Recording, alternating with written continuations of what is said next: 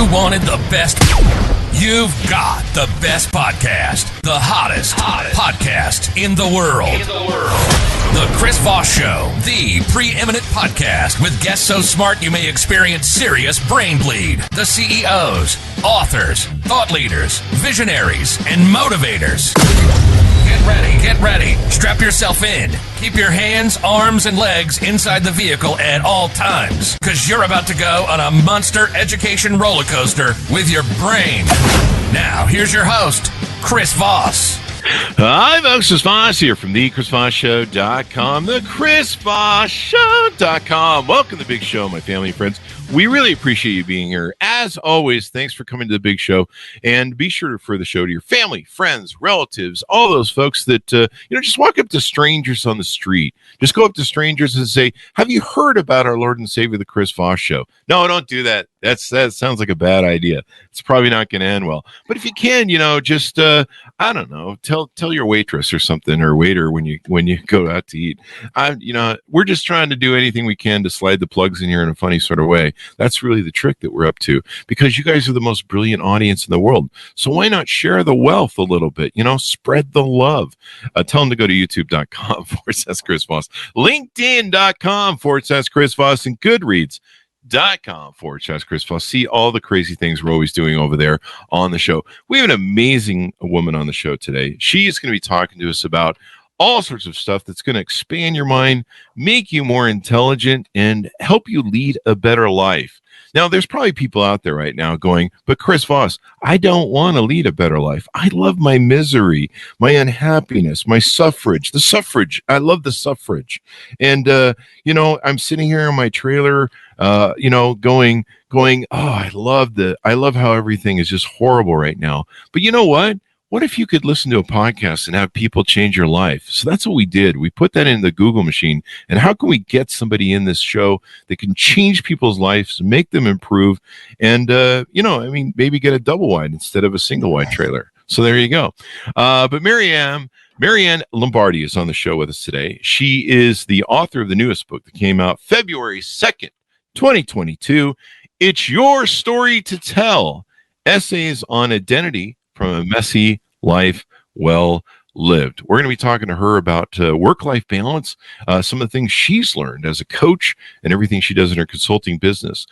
She is an entrepreneur, a problem solver, and questioner of authority. Ooh, I like her already, questioning authority. She spent 20 years building the programs and resources that help small business owners thrive. She's also an author and the single parent of the coolest teenager on the planet. You got to watch these teenagers. They're always up to something nowadays. As a business launch coach, she helps turn business ideas into profit-ready businesses in 90 days. And she believes work-life balance is a lie. Oh my gosh. There's going to be controversy on the show. We'll find out what that's about. And she works with her clients to build profit-ready businesses that aligns with the life they choose to lead, so they don't sacrifice their lives to the altar of their work. Wow, there's a visual right there. You're sacrificing a life to the altar of the work. It's like a funeral pyre. You're just like, throw myself on there. Don't do it. Put it out. So we're going to find out how she does that. And she believes that tacos are their own food group. I believe she is correct. Judges, is she correct in that? Yes, I need one of those Family Feud dings. Wine is best when it's Spanish and shared, and that is time for a power shift in business. Welcome to the show, Maryann. How are you? I'm doing all right. How are you doing, Chris? Thanks for having me. Doing awesome. I am doing awesome. I'm doing even better now that you're here, because I've made a promise to my group that you're gonna help upgrade everybody from single wide trailers to double wide, or at least end up living in high rise and penthouses. All right, I'm game. Let's see if we can make that happen. There you go. So welcome to the show. Give us your .com so people can find you on the interwebs, please. Yeah, it's just my name. Go to MaryannLombardi.com. So MaryannLombardi.com. There we go. So Maryann, give us a kind of an overview, a 30-foot overview of who you are, what you do, and as a business launch coach. Yeah, so I help teachers turn their ideas into part-time businesses that can earn them a full-time income, really, so they can build confidence, they can build independence, they can leave a toxic workplace if that's what they want to do, and spend more time with the people that they love, right? Spend time with their families, do the things that they want to do, and really build a life that is of their choosing. There you go. Hey, building a life of your choosing. Why would you want to choose that? Because most of us are not living lives that we chose, Chris. Yeah. What we all got raised to like go get a job and, go get a college degree, go get a job and then serve, work for somebody all your life. And maybe there'll be a gold watch at the end of it. It doesn't pay out anymore that way, does it? Well, no, I mean, we're all a product of like circumstance and expectations in many ways, right? And so it's very easy for us to just follow that path that was set before us or that we were socially conditioned to want and to do, and then turn around one day and go, what the hell? Like, what the hell? Where am I? What am I doing? Do I really want to be here or not? And so I think it's a pretty good idea if we stop a little earlier and ask ourselves, what the heck do I want? There you go. You bring up a really good point. There's a lot of social programming, a lot of social pressures out there. People ask you when you grow up, when you're a kid, they go, what do you want to be when you grow up? And you're like, I don't know, fireman, astronaut, different things like that. And you really don't know. And then a lot of people don't find their passions, do they? They just kind of go, well, you just go get a job and you work to the bone for 40 years. And people, sometimes they get down that pathway and they go, is this really what I want to do? Like, I don't really have a passion for this. Yeah, no, I think that's absolutely right. And we don't really provide a lot of opportunities for people to step off that path a minute and think.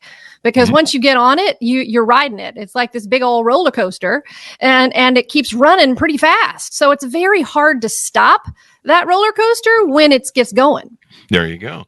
So give us a 30,000 overview of your book, It's Your Story to Tell, Essays on Identity from a Messy Life Well Lived. Yeah. So it is a memoir, my life being the messy one that I like to say was well lived and is well lived. So when my child came out as non-binary, one of the things that I had to reckon with was that they now did not identify with the gender they were assigned at birth. And in doing so, it meant that I was now no longer the mother of a daughter.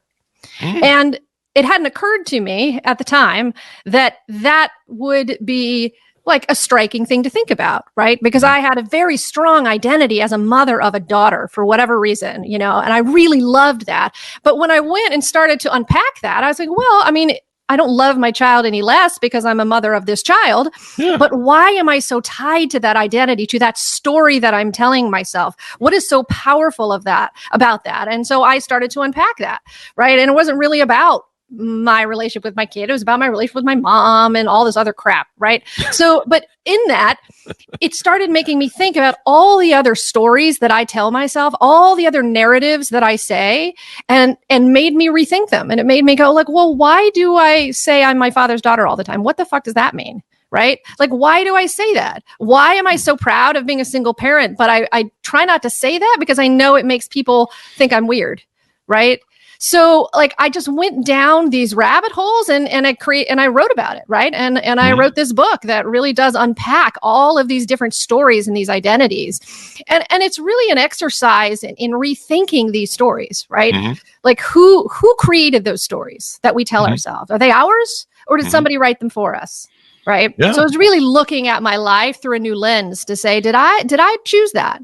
There you go. And that fits into what we just talked about a second ago, where we have these social expectations, we have these social models that are given to us, and we put them on and we go, okay, well, you're supposed to, this is the way you're supposed to do your career and stuff. And then the same way with life, and I imagine gender identity and some of the things you talk about on identity, and thinking about why do we have these rules? And a lot of people don't wake up for a lot of these things. One thing I noticed when I was young, and this happened to me when I was in my 18s and 20s, I think it was Billy Joel's song, It's My Life, or whatever it's called, tip me off to the midlife crisis.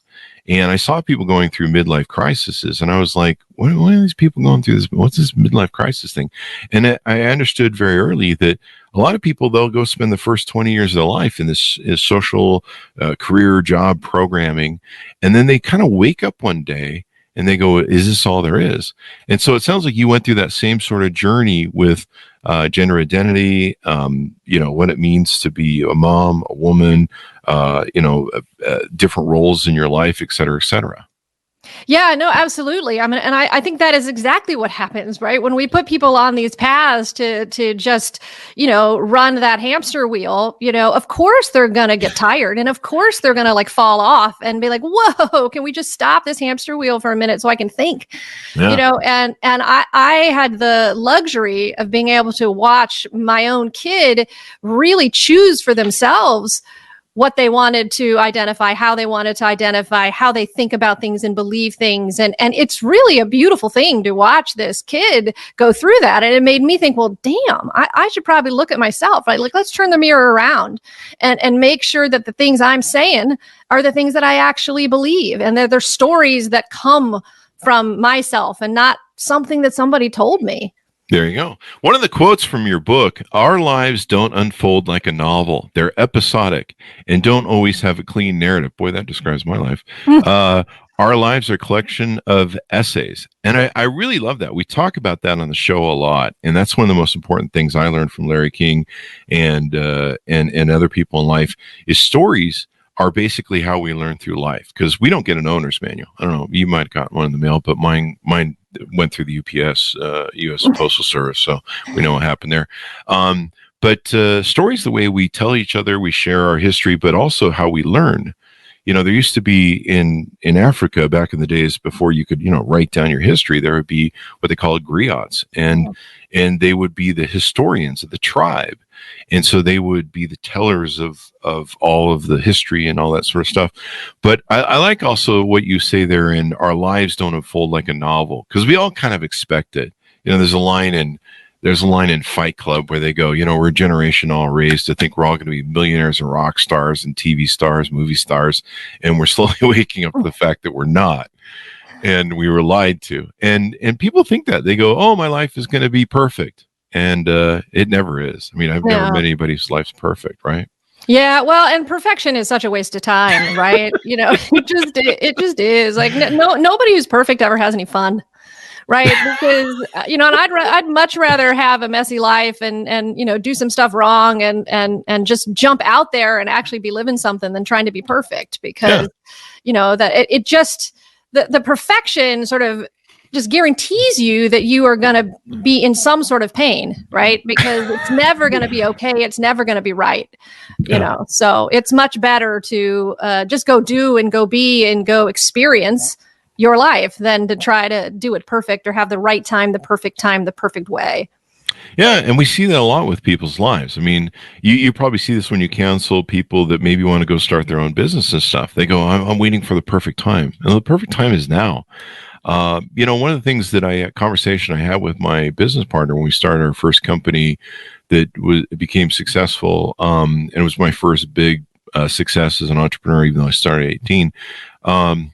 And I remember saying to him, I go, hey, man, we can keep working for these companies till we're 40 or 50, but I see all these people parachuting out and trying to start companies at 40 and 50.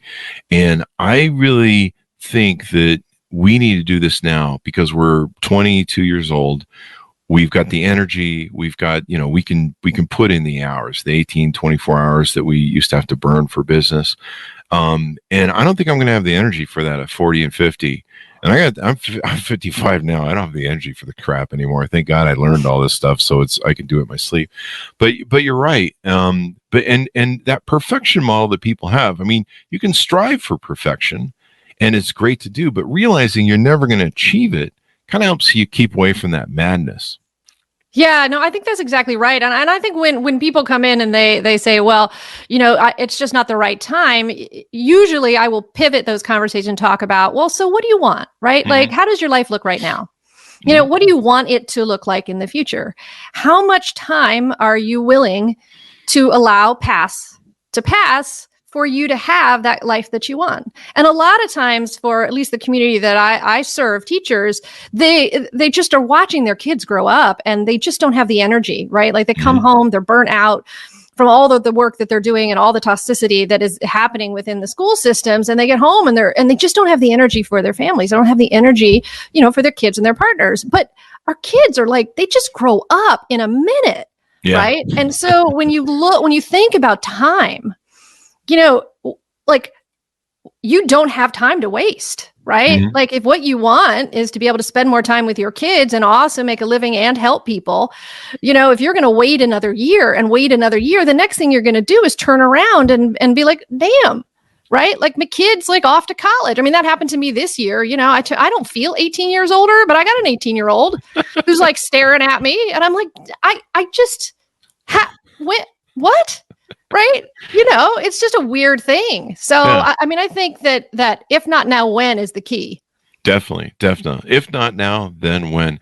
There's another book. Let's tease that out before we get into the body of your work as a coach and helping people build businesses. Let's tell us what the title of that book, and let's tease that out a little bit. Yeah. Thank you, Chris. So I have a chapter in the Change book series. It's a personal development series, and it's book 18, which came out earlier this year. So I'm pretty excited about that. And it's a book all about the power of choice. And how important it is to be the one who chooses what you do, as opposed to having the choice made for you. There you go. That's the choice is so much important, and I wish people would focus that. I think parents sometimes get lost and they just tell their children, no, just go get a job, go get a career, go do this. There's a line in Fight Club in the bathroom scene where the guy's like, my dad told me to go get a job. My dad told me to go go to college. Go get married. And it's like, and nowhere in there is like, hey, find your purpose in life, find what you want, and find how you want it and stuff. My mother was a teacher for most of her career, for all of her life, pretty much 20, 25 years or so. She started a little bit late. My sister was a teacher for a long time. It's hard to be a teacher. It really is. Yeah, it's very hard to be a teacher, and I talked to thousands of teachers, and just capturing the kind of responses, the kind of things that they say over and over and over again, it really does choke you up, right? The environment that they're working in, the lack of support that they're provided, the amount of overwork that happens. Yes, they're underpaid, but often that's not the first complaint that they have. They didn't get into teaching to be rich, right? That wasn't the point of doing it. But to want to help people so much and to not have that support to do it, and then to come home and not be able to help yourself or your family. I mean, it's really unfortunate. Yeah, and there's so many demands. Like I watched the arc of my mom's career over the years. I mean, she got in it to love. She loves kids. She loves helping people. I mean, they really. I think a lot of teachers. I can't speak for them, but it seems like a lot of them go into it for the love of sharing and teaching and raising better generations. My mom loves it when she meets her students in their lives, and they tell her that she impacted their life. But there's over the years I watched, hey, the legislature's doubling our class sizes. Over the years, they're doing more stuff. And there kind of became this thing where teachers kind of expected to be the parents of these children now. Like, and they kind of went from being, I think, valued to where now if there's, if this, especially with this participant generation, where it's like, hey, if they get bad grades, it's the teacher's fault, and the attacks on the teachers are just humongous, especially nowadays, where they're like, hey, you gave my kid a bad grade. It's not my kid's fault. It's your fault. They keep the participation trophy kids away from the thing. And so, it started being this real thing where it was just like, hey, I got to raise the kid now for these parents because they're, they want me to raise them and teach them to be children. I mean, that's not my job. I'm here to learn stuff. Yeah, well, there's no doubt that there is an enormous amount of pressure on teachers to do things that are way out of bounds, right? Yeah. And to behave in ways that just aren't appropriate, and to not have the support to navigate that from their administrators makes all of it that much more worse. So there's no doubt that the system needs an overhaul, Definitely. And in the meantime, my hope is that teachers can figure out how to find other ways to be able to have the kind of life that they want, to serve their families and to be with their families and to follow passion and help people without getting the crap kicked out of them. Without getting the crap kicked out of them. Yeah, I mean, she started, I remember sometime in her career, she started having, the parents would show up and be like, you gave my kid deserved an A. And you're like, your kid's a flunky. And so clearly has some home problems. We found that these kids, if they don't get breakfast in the morning at home and other things like this, it really started turning the school system into a surrogate parenting program. And I remember calling my mom, because I'm a business person. I would call my mom and she'd be like, yeah, I just went to the craft store and bought $250 worth of all these really cool things to teach the children. I think she taught mostly fourth and fifth grade. So, they're still at that craft thing. And I'd be like, oh, wow. So, they probably reimburse you for that, right? No, they don't. I'm like, no, you're spending $250 a month for the love of the job and these kids, and you don't get reimbursed. Oh, like, what the hell? Yeah. So, it's messed up. So talk to us about how you help teachers do this transition, some of the things you deal with in getting them to start a business, because that is a bit of a transition, going from working for someone giving you a paycheck to making your own.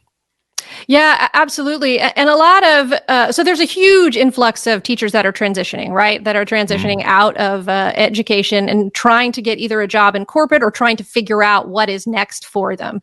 And there's a handful of challenges in this transition into corporate. One, most of these teachers a lot of them want remote jobs. Remote jobs are ridiculously competitive, right? And so they're very hard to get. So these poor teachers are applying and they're like the 852 application on this thing. So they're having a really hard time. It's taking like more than 6 months to find a job, right? Which is just not helpful. And so what we do is that we come in and help them really see how entrepreneurship can be a bridge for them. It doesn't mean that they can't also get a corporate job if they want one to get out of, but that they can create this part-time business that will help support them through whatever their journey is to find out what they want to do with their life. Often what happens is that folks start this part-time business and they grow that business and they see how they can earn a full-time income off of that part-time business. And then they're like, yeah, I'm not sure if I really want a corporate job now. Right? Because, my time is my own. I'm feeling pretty confident because, the other thing that these corporate jobs are doing is they're telling these teachers in a variety of ways that what they have to bring to the table is not enough. Mm-hmm. Right? And that's hard for teachers. They're having to retrain for everything. They're having to rewrite their resumes to downplay the fact that they've been teaching for 20 years, which is kind of heartbreaking. So we really want them to know that the skills they come in with, the experiences that they have, are more than enough to create a profitable business that can still help people, right? So they can still serve people and feel good about the work that they're doing, but they can also just make a damn good living. Yeah. And so what do you find most teachers like to transition? Do they stay in the education sphere, or do they go, hey, I want to start a car business or something? Yeah, most of the folks we work with are in the online space, right? So most of them are doing online businesses of some shape or form. What's interesting is that a lot of them come in thinking that they're going to translate exactly what they were doing, like they were a math teacher, or they worked with students with disabilities, and so they're going to translate that exactly into some sort of part-time business. But what's a blast is that we take them through this process of really just downloading everything that they know how to do, that they love to do, right, and all the skills that they have. And often we find things that they never thought were possible that they turn into businesses, right? Because the key to this is coming up with a business idea that actually has a market for. So just being a math teacher, tutoring, there's not a huge market for that, right? But the fun part is helping them see that maybe there's some experience in their, in their life that they can turn into a business. I have a teacher who,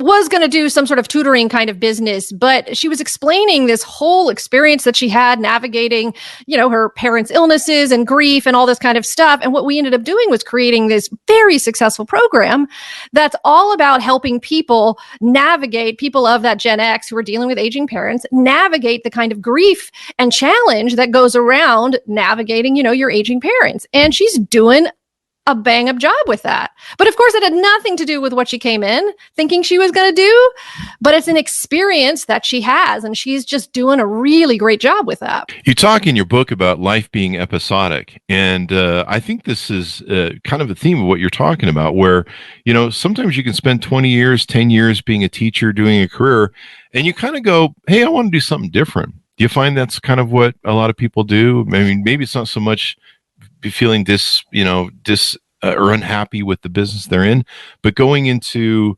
going, hey, I want to do something else, something I'm more passionate about. Yeah, well, and I think we put a way too much pressure on this idea of occupations being important, right? As opposed to our skills and our experiences being what's important. And so when we're talking to our teachers, we're talking about the fact that 20 years, 15, 10, whatever years you spent teaching, there's an enormous amount of experiences that come out of that, right? And that's part of that episodic nature. Yes, you are a teacher, and that's an identity that you've grabbed onto, but you're not just a teacher. You are this amalgam of these experiences and skills and feelings, and all of these things are the things that make you who you are, right? It's not the occupation that makes you who you are, but we all glob on to these occupations and say, well, I'm a doctor. Oh, okay. But what does that mean? What do you do? What do you like? How do you feel? Right? Like, what is it like to be you in the morning when you walk through the day, right? I don't care that you're a doctor. Who are you, right? There you go. And we want people to think, who are you? There you go. And we talked earlier in the show in the green room about work-life balance, and that was one of the things we talked about in your bio. Tell us about what should people be looking for when it comes to work-life balance, or what do you feel about the topic of that? Well, they should just accept it's a lie and stop striving for it, right? I mean, work-life balance is a lie, and especially for women, right? There's no way that you can balance the time you spend with your work and the time you spend on whatever this thing your life is, right? There's just no point in balancing that kind of stuff. And especially for women, because women are working a day shift, a paid shift, a night shift, the overnight shift, the shift for somebody else who didn't show up for their shift. So they're doing that shift too, right? Like women and caregivers are doing all of that work. So there's no way to balance that in relation to time. And your life is the only thing that actually matters, because we got one of those, right? That's true. Life. Yeah, that's true. The corporation isn't going to show up at your funeral, right? They're not going to call you mom. In fact, if anything, we're seeing that right now with corporations where they're offloading tons of people for an anticipated recession, and people are waking up and going, well, these guys don't care about me. What the fuck? Well, right. And your work's job is to support your life. That's its duty, right? It shows up in order to support your life, right? It provides the financial contribution. Maybe it provides benefits. Maybe it provides some sort of social cohesion, whatever it is. But that job is to support your life, not the other way around, And so we really want people to look more in this design perspective, right? How are you designing your life and then designing your work to fit around it? So if we have to have some work-life title, we call it work-life design, right? Not so much this lie that is work-life balance. There you go. Now, on your website, you've worked with over 300 clients and 20 plus years of experience, and you can basically help people start earning money in just 90 days and build their business. Talk to us a little about some of the ways you help achieve that and some of the different programs that you have to facilitate that. Yeah, absolutely. Well, one of the pet peeves I have is that a lot of the language out there to help people start businesses is way more complicated than it needs to be, right? This idea of what does it take to start a business? You need a business plan, and you need a fancy website, and you need a big brand, and you need thousands of followers or whatever, all of that that's crap. You don't need that. What you need is a service or a product that solves a problem for a specific set of people who are desperate for that solution, right? That's it. That's all you need. And when you are starting a business, the whole point is to prove that your product or service has a market. And so what we do is we focus 100% on this space where we really help people figure out that nut. We figure out what's that product, who are those people, and how do we get them to buy, right? Like we want to make sure there's alignment between the service that you're offering, the people that you're serving, and and there's a market for the thing that you have to offer. And then we also provide, messaging support, like how do you talk about it, all that kind of stuff. And then the other thing that we do that a lot of other coaches and programs don't do is that we then build you the system and automations underneath your business for you. So you don't have to do that. You don't have to spend the time on the admin of your business because we build it for you. And so we have this program for teachers that helps them create their business opportunity, their offer, figure out the messaging of that, and then build the systems to support them in putting it out to the community and selling that. And then we also have wraparound programming to help them with confidence, right? Like, then how do you sustain that, right? Like, how do you grow that? How do you get more confident when you're talking about that business, as you're earning money? So it's really been a fantastic program to be able to see, teachers who are coming through it really see how quickly they can get something out into the world and be testing it and having clients come into the mix. There you go. One of the things you talk about on your website, and we've talked a lot on the show actually, is stop saying, I'll start a business someday. We've talked about that a lot on the show. People probably heard it a bit much on the show, but I've heard that from so many people. They're like, I'll say to them, I'll be like, hey, how's that business? Chris, I'm going to start a business. Okay, I'm going to be just like you. I'm like, great. And then you'll be like, a couple weeks later, a month, or be like, yeah, you start the business. Oh, I'm waiting for the right time. Then you'll see them years later. And you're like, hey, did you start that business? Oh, I'm waiting for the right time. Just waiting for the perfect time. As we talked about before, there is no perfection. Yeah. There's just the striving towards it. And so it sounds like you help people get over that hump and start getting it done now. Yeah, we do. And we really focus in the first part about like the business is just a vehicle, right? It's not like I'm not out there to convert everybody into entrepreneurs. I'm out there to help you figure out what you want. And see whether starting a business is the vehicle to get you what you want, right? What's important to me is that anybody who comes into our ecosystem is able to take a minute to breathe and think about what the heck do you want, right? Because we don't, especially with women, we do not spend nearly enough time sitting down and thinking about what do I actually want. We know what our kids want. We know what we want for our families. We know what our parents want. We know the neighbors 3 doors down, what they want. Right?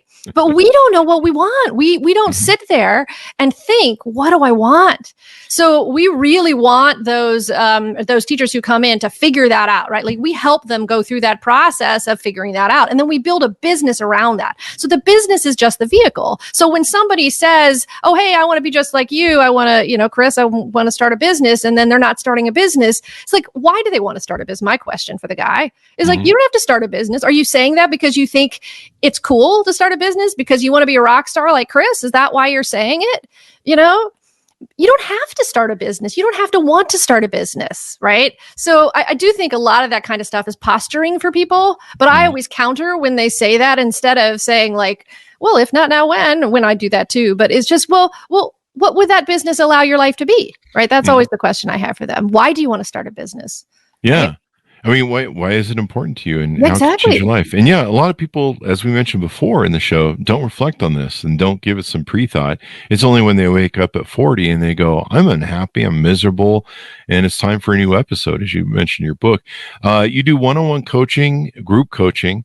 You also have some programs, Launch Sprint, Launch Year, and Launch Season. Expand on that if you would. Tease that out a little bit to us. Yeah, absolutely. So if you're a teacher, you can come into our Launch Sprint. So I really love sprints, which means they're 3 months, right? Like that we get working pretty fast. We don't waste any time. We get you up and running in your business in 3 months. You can also work with us for a season, which is 6 months. We still get your business up and running in 3 months, but then we spend that next 3 months really refining and tweaking and helping to build out confidence. We call this the catapult to confidence. So you get more confident in your business. And then you can also come in for a year and work with us as well, especially if you're working on a business as well as like either growing that business further or doing some other things as well. But usually we love people coming in for those 3 or 6 months. There you go. And so what's the best way for people to onboard with you? What's the best way for them to reach out to you and engage and find out more? Yeah, absolutely. The best thing is to connect with me on LinkedIn, right? And send me, or you can connect with me on Instagram and send me a DM. That's really the best way you can do it. So I'm on LinkedIn at just my name, and I'm on Instagram at I am Maryann on Instagram as well. So please feel free to connect with me there and just send me a DM and let's get on a call. There you go. That's the best way to do it. I see a lot of great stuff on your website where people can access some of your different work and find out more about you. So that's a great way too. I think that they can onboard with you and find out what you're doing. We talked in the green room, this concept of trying to have it all. Do you find that's a real problem with people getting out of that mindset and realizing that maybe they just worry about, getting stuff for themselves and enjoying their own life as opposed to, I don't know, trying to get everything. I mean, when you want it all, you're like, I need to have a boat and I need to have 5 cars and the 2 picket fence and blah, blah, blah, blah. And maybe, do you really want that stuff? I don't know. Yeah, well, I think this concept of having it all, especially when you're talking to women who have not historically had access to a lot of things, having it all is really about having access to everything, right? It's about the ability to have everything, right? So that you have access to those C-suite opportunities, you have access to entrepreneurship, you have access to, and when you think about it, right? Like my mother, wouldn't have been able to get a business loan without the cosign of a man. So even back in 1974, there were still laws that kept women from accessing credit. Or bank opportunities or loans or money, right? So it's a recent history. There have been exclusions for women participating in business and the ability to have access. So I think that idea of I want to have it all is about I want to have access to everything. But I think that's been morphed into this idea that you have to do it all, which I think is very different than having it all, right? Yeah. Doing it all. Why would you want to do it all? Like that sounds horrible. I don't want to do it all. I want to do what I want, right? Like I want to have the freedom and the independence to do what I want, whatever that is, whether you want to be a stay-at-home mom, whether you don't want to have children and you want to do corporate, whether you want to just travel for whatever it is that you want to do, that's what you should be thinking about. It's like, what do you want to do? Yeah. And that really nails down what we've been talking about during the show is being able to decide for yourself what's best for yourself and what you want to achieve so that you feel personally fulfilled.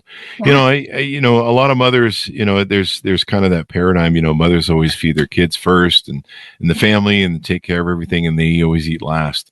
And so it's important for people to find what they want, identify that, and plan their lives out better. Because that's the real difference. When you work for yourself, the great thing is you control your life, you control your future. You have to have kind of a vision for your business, and you map that out. And you're just not kind of doing the paycheck to paycheck robotic thing of like, I don't know, I just do whatever they tell me to do around here, and I don't really think about it much.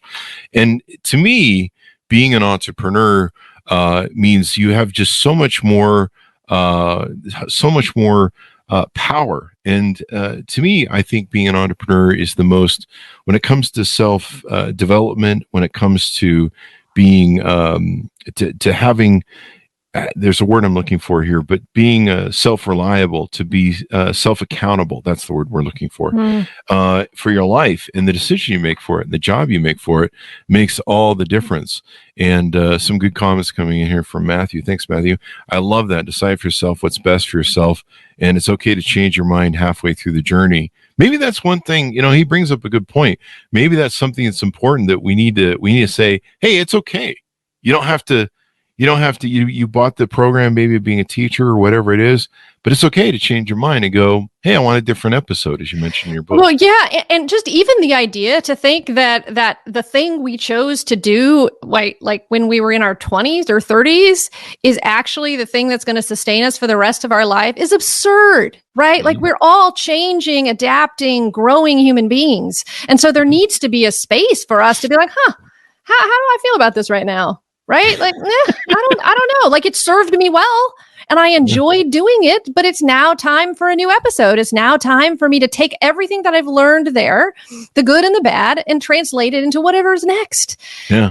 And that's a risky thing to do because it's not something that we talk about a lot. It's not something that we we say, wow, this is amazing, or that we elevate and we put up there, right? So, but I think we all need to talk more about that and be like, you know what? I think I need to change right now. And let's talk about that and let's enjoy that. Yeah. And find our happiness and our fulfillment, because when we do what we want, we take care of ourselves first, then we can better take care of the world, really, when it comes down to it. Yeah, absolutely. I think that's totally true. And Maryann, is there anything more you want to talk about or tease out before we go? Oh, the only thing I would say is that I would ask everybody who is listening to take a second and stop and ask themselves. Ask themselves, what do I want? There you go. You know? So, Maryann, this has been wonderful to go through and talk to you about this. And hopefully we've opened up some eyes, opened up some minds. And I imagine you work with people to start their businesses that aren't teachers as well, right? I do, absolutely. I have a specific passion for teachers, but, you know, we are game to help anybody who wants to jump into this entrepreneurship space and build a life that's, that is supported by their business. We're here for. There you go. Give us your plugs so people can find you on the interwebs and get to know you better. Absolutely. You can find me at MaryannLombardi.com. You can find me on LinkedIn at Maryann Lombardi, just my name. And you can find me on Instagram at I am Maryann Lombardi. There you go. Thank you very much for coming on the show, Maryann. We really appreciate it. Absolutely. Thanks for having me. There you go. Order up her book. It's Your Story to Tell, Essays on Identity from a Messy Life, Well Lived. I like that. That's pretty much the description of my life. But the episodic thing, I'll throw this in for fun here at the end because I like the episodic thought process of looking at your life that way. But years ago, I dated a gal, and she said to me, my life is a film, and I'm the lead actress in the film, and you just played a bit part in my life. And I thought, that's a really interesting way to think about your life, that what's your story? What's your film? What's your journey? You are the main actor or actress in your life. You're the lead in your film, and maybe you should think about how it goes. And maybe your film is like an Amazon episodic series where season 1 does one thing and season 2 does another, and everything changes. You go from things to things. So something to ponder about, folks, when you do it. Be sure to reach out to Maryann at her website and get to know her better as well. Thanks, my honest, for tuning in. Go to goodreads.com/Chris Voss, youtube.com/Chris Voss, and all those places in between. We certainly appreciate you guys being there. You see the big LinkedIn newsletter, and we're trying to be cool on TikTok. It's slowly working, but not really, because we're not cool kids. But we're going to keep forcing it, and maybe they'll learn to like us. Thanks for tuning in to my audience. Be good to each other. Stay safe. We'll see you guys next time. And that should happen.